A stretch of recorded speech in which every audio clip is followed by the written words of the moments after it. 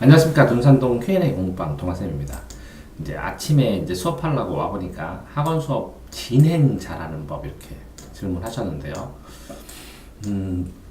학원 수업은 이제 집단 수업이니까 그러니까 세 가지 정도로 생각을 해서 팁을 드리면 수업 시작하는 인트로하고 시작하고 수업 중하고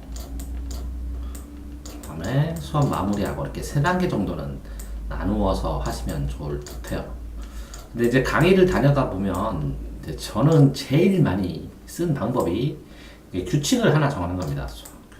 유일하게 규칙이 뭐냐? 손 하면 볼펜도 놓고 두 손을 다 이렇게 드는 겁니다. 손 하면 이렇게 드는 거죠. 이렇게 양손을 딱 드는 겁니다. 아이들이 이 상태로 만들어 주는 거죠. 그러면 순식간에 집중이 됩니다. 그래서 저는 손 이렇게 하지 조용히 해 이런 말을 해본 적이 없습니다. 왜 그러냐면 조용히 해 하면 조용히 하라고 금지형으로 얘기를 하는 건데 손 하면 손을 들러달라고 하는 거잖아요. 그러니까 손을 들어주세요 하는 건데 손을 들어주세요. 그런 다음에 박수 2번 짝짝, 박수 3번 짝짝, 그다음에 나이롱 박수, 삼삼길 박수 이렇게 여러 가지 손을 들은 다음에 수업 시작이나 이 전체를 통해서 이걸 쓰는 거네요. 손을 통해서 박수의 종류들을 여러 가지 인터넷에 쳐봐서 박수를 치게 하고 박수가 끝나면 수업 올자 하면서 수업을 시작할 수가 있습니다. 그래서 집중력이 떨어질 때마다 손 하는 겁니다. 그런 다음에 집중력이 떨어지는 요인이 되는 학생 방향을 쳐다봤죠, 저는. 그러면 손하고 손을 안 들어요. 그 학생은 집중력이 흐트러졌기 때문에. 그러면 그 학생이 자기 때문에 수업을 진행을 계속 못 시키고 있다는 것을 인지하게 되고 자기 때문에 피해를 주지 않으려고 집중을 하게 되죠. 그래서 강의, 대형 강의, 100명 이상, 10명 이상의 강의를 할 때는 정말 유용합니다. 손 하면 전체가 몇백 명이 손을 딱 듭니다. 그러면 박수 3번 하고 딱 수업을 시작을 하면 됩니다. 그래서 수업을 시작하기 전에 이런 규칙이 딱 하나 있다고 지켜달라고 원활한 강의를 위해서 라고 부탁을 합니다. 그래서 학원 수업에서도 이렇게 손 하는 것들을 아이가 인지하게 되면 아이들이 그 집중을 계속 유지하는 팁으로 조용히 해 라는 말을 쓰지 않아도 되는 그런 상황을 만들 수가 있습니다. 자, 두 번째로 이렇게 수업을 시작을 하실 때 이거는 두 가지 정도의 스킬이 있는데 하나는 좋은 말, 하나의 명구를 얘기를 해주고 이런 말이 있습니다. 이런 마음을 가지고 수업 시작하겠습니다. 라고 이런 말을 이렇게 생각합니다. 그렇기 때문에 오늘도 즐겁게 이런 마음으로 수업을 시작하겠습니다. 하고 하루에 하나 명구를 하나씩 이야기해 주는 것도 좋습니다. 하루에 하나씩 아이들에게 명구를 이야기를 해줍니다. 자, 그렇게 해주는 거고요. 그 다음에 이제 수업 그 마무리로는 자, 이렇게 중간중간 이렇게 중간을 마무리를 1쿼터, 1파트, 2파트, 3파트로 이렇게 부분 마무리를 하셔도 되는데 마무리를 할 때 이 칠판에다가 이렇게 순차적으로 이렇게 써주잖아요. 이렇게 공간을 나누어서. 그래서 요거를 마지막으로 이렇게 나누고 이렇게 두면 여기다는 학습 목표를 쓰는 겁니다. 학습 목표를 이거를 마인드맵 표시로 하시고 써도 되고 이렇게 도식 형태로 쓰셔도 됩니다. 학원에서 미니 수업을 하니까 여기다가 꼭 뭐라고요? 학습 목표를 쓰시는 겁니다. 단계별 1단계, 2단계, 3단계. 그래서 학습 목표를 쓰시되 이 칠판에 어떤 내용들을 쓰면 이 내용들을 쓴 것들을 그 중에 일부를 지워서 이렇게 네모칸을 칩니다. 네모칸을 치고 그 다음에 물어봅니다. 학생들에게 지정을 해서 물어보고 그 학생이 답을 얘기하면 여기 칸을 채웁니다. 그러면 이게 굉장히 이 써있던 것을 지웠기 때문에 어렵지 않거든요. 써있던 것을 지웠기 때문에 어렵지 않습니다. 하지만 그 집중력이 떨어지거나 이해를 못한 학생들도 반드시 이렇게 지울 때는 집중을 하게 되고 어떤 걸 지우나 하고 보잖아요. 지울 거를 보게 되고 그 지울 것들을 나중에 여기다가 정리를 다시 딱 하시면 이게 시험 나올 팁이라고 해서 학원에서 강의를 하고 꼭 기억하고 가야 될 것들을 3개 정도 하나만 해도 좋겠지만 이렇게 정리를 해서 이렇게 뽑아가지고 기억하고 가게 하면 학습의 정리에도 굉장히 도움이 됩니다. 자, 그 다음에 이 중간 과정에서는요, 이렇게 손 하셔도 되지만, 중간 과정에서는 학생들에게 요 내용에 대한 질문을 합니다. 질문. 그래서 몇 초간에 답변할 수 있는 시간을 줍니다. 이렇게 질문. 그래서 이 질문을 통해서 호기심 유도를 하고 생각할 수 있는 시간을 주면, 그러면 손을 들어서 한 명 정도만 답변을 하게 하고, 그쵸? 아니면 한 번은 손을 들어서 질문을 하고, 한 번은 무작위로 질문을 하고, 한 번은 두 명의 답변을 해서 같이 이 두 개를 합쳐보기도 하고, 이렇게 질문을 해서 마무리하는 방법도 좋습니다. 자, 그런데 이제 좋은 고난도 스킬에서 옛날에 제가 이제 영등포에서 재수를 할 때 EBS 강사이신 생물 강사신데 오면 자기 개인사를 막 얘기를 합니다. 개인사. 그래서 재밌어요, 개인사가. 그래서 아이들이 집중해서 들으면 나중에 요거를 잘라서 이렇게 하나하나 잘라서 요걸 그대로 갖다가 수업에다가 적용을 시킵니다. 그러니까 이 수업에 적용시킬 수 있는 비유가 될 만한 에피소드들을 이 수업 전에, 시작 전에 잡담처럼 이렇게 인트로로 막 하더라고요.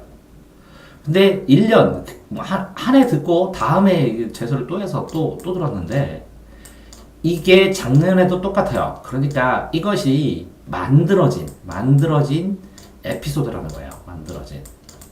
그러니까 예를 들어서 근데 어려우실 테니까 예를 들어서 자기가 옛날에 어떤 공장에서 예를 들어서 일을 하는데 물건을 만드는 과정을 생물과 연결을 시킨다거나 아니면 버스를 타고 오다가 본 화분 이야기를 했는데 그러다가 식물과 연결을 한다거나 이렇게 굉장히 자연스럽게 엄청나게 연구를 해서 자기 강의와 관련이 될 수 있는 생활의 에피소드를 자연스럽게 가공을 해서 이거를 얘기를 하고 이거를 5분 정도 얘기한 거를 이 50분의 수업에다가 다 아까 얘기했던 이 얘기가 이거야 하면서 적용을 기가 막히게 시키더라고요. 그래서 이렇게 자기의 과목에 가르쳐야 될 핵심 포인트와 이 생활의 에피소드를 연구를 해서 연결하시는 분이 있었는데 이 정도면 굉장히 초고수의 수업 진행과 집중 방법이라고도 할 수 있어요.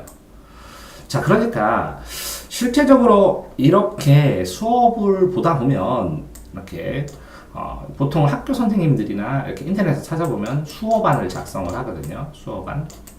자, 그러면 수업안을 작성을 하고 수업을 하게 돼도 이게 변형이 돼서 적용이 되게 됩니다. 그래서 자, 이렇게 집중이라는 것, 수업을 통해서 어떻게 집중을 해요? 라는 집중하는 방법들을 본인이 다른 강의를 듣거나 첫 번째는 다른 강의를 들어서 찾고 찾아내셔야 됩니다.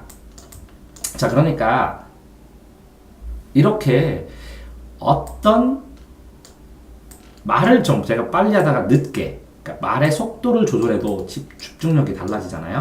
그런 것처럼 굉장히 다양한 집중하는 방법들을 계속 본인이 누적하고 정리해서 그래서 훈련을 하셔야 됩니다. 다른 강의를 듣고 방법들, 이 집중이 왜 될까라고 생각을 하면서 말의 속도를 조정하던 어떤 여러 가지 동작을 하던 아니면 시선 처리를 하던 그렇게 해서 집중할 수 있는 방법들을 모으셔야 되고요. 두 번째로는 본인의 강의안을 쓰고 강의 자체를 녹화를 하셔야 됩니다. 강의를 녹화를 해보신 다음에 어느 부분이 지루한지를 자꾸 찾아서 지루한 부분을 없애줘야 되는 거죠. 그 다음에 세 번째는 집중을 하면 즐거우면 집중이 되거든요. 그러니까 이 수업 자체가 어느 파트를 재미있게 만들까 라는 이 재미있게 만드는 방법을 필사적으로 연구를 하셔야 돼요. 저는 그렇게 생각을 하거든요. 대형 강의, 대량 강의에서는 실력 없는 사람은 용서해도 재미없는 사람은 용서 못한다고. 그러니까 어떤 수업을 하던 어떤 액션을 취하던 재미있게 할 수 있는 방법들을 반드시 이 수업의 어떤 요소로 집어넣어 줘야 된다는 것이죠. 자, 그래서 이렇게 이 자신의 강의하는 이렇게 다른 사람의 강의를 보고 자신의 말의 속도를 변화하든지 여러 가지를 배우고 자신의 강의안을 적어보고 그걸 녹화를 해본 다음에 검토를 해보고 어떤 재미있는 요소를 넣을 수 있는 방법, 대량 수업을 했을 때 이 재미를 획득할 수 있는 방법을 필사적으로 찾아내셔야 이 수업에서 학생들이 지루하지 않으니까 집중이 되는 것이죠. 자, 그러니까 이 집중이라는 것은 이제 교사 입장에서의 집중이 아닙니다. 그러니까 학생의 입장, 학생을 연구하시는 건데요. 지금 현재서는 학생의 수준에 따라서, 학생의 상황에 따라서 어떤 리액션이나 어떤 사례나 어떤 에피소드를 예를 들어서 방탄소년단 좋아하는 학생들이 모여있으면 방탄 얘기 계속하면 아이들이 재밌어하죠. 그런데 방탄 얘기가 수업하고 연결되면 되게 좋을 수 있죠. 이런 것처럼 학생을 연구하는 단계라는 거죠. 그러니까 강사라는 것은 초보 때는 교재를 연구하고 어느 정도 중수 때면 이제 학생을 연구합니다. 학생을 연구하고 조금 더 지나면 이제 학부모를 연구하게 되고 그 다음에 또 더 지나면 그러면 자기 자신을 연구하게 되죠. 자신의 삶에 대해서. 그러니까 이제 교재를 벗어나서 학생을 연구하기 때문에 이 교재를 내가 알아서 전달하는 것이 아니라 학생이 받아들일 수 있게 재구성하는 단계라는 생각을 하셔야 되고 결국은 수업 진행 방법은 교재 연구 방법이다 이렇게 생각을 하시는 게 맞습니다. 자, 팁으로 복잡할 수 있으니까 간단하게도 마무리 정리를 해드리면 보시면 첫 번째는 수업 시작 중에 인트로로 좋은 말을 해라. 누가 이런 말을 했는데 이거에 대해서 나는 이렇게 생각합니다. 그래서 즐겁게 이런 마음으로 수업을 시작하겠습니다. 하고 얘기를 하면 진지하게 아이들이 듣기 시작하죠. 마무리는 이렇게 써있는, 칠판에 써있는 것들을 이렇게 네모칸 쳐서 이거를 맞춰보게. 굉장히 쉬우니까 순간 집중을 애들이 순간순간 집중을 하게 됐죠. 그래서 시험 나오는 것들을 쭈루루루 정리할 수 있게 하고 중간에는 이렇게 손에서 흐트러진 집중력을 잡아주고 그 다음에 이렇게 간혹 질문을 해나가면서 아이들한테 질문을 생각하면서 답변을 하면서 질문하고 바로 대답 안 하고 질문을 하게 되면 자 질문하겠습니다. 그러면 여기다 생각 시간 1분 정도를 생각하는 시간을 무조건 주세요. 그러면 아이들이 1분 동안은 조용히 하고 집중을 하겠죠. 이런 규칙을 이런 간단한 팁으로 내부 규칙을 하나 만들어도 좋을 것 같습니다. 자, 그래서 수업 시작과 수업 중 이 1분 질문과 그 다음에 마무리 이런 정도면 어느 정도 아이들의 집중력을 유지하는 데 도움이 되지 않을까 이렇게 생각을 합니다. 대전 둔산동 Q&A 공부방 동아쌤입니다.